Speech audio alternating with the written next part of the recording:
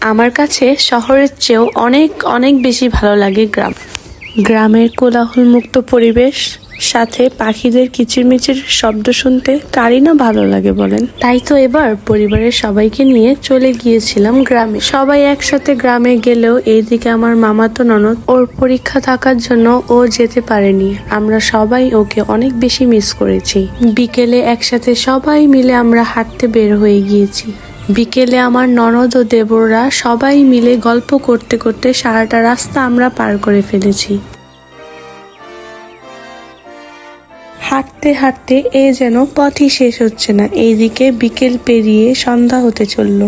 এইদিকে হাসনা, যার নামই ফুল, সে আবার আমার কানে ফুল গেঁথে দিল। আমিও ওর কানে ফুলটা পরিয়ে দিলাম। ফুল পরার সাথে সাথে তার পোজ দেওয়ারও আর একটু সময় বাকি রইল না। সুন্দর সুন্দর কিছু পোজ দিয়ে নিল।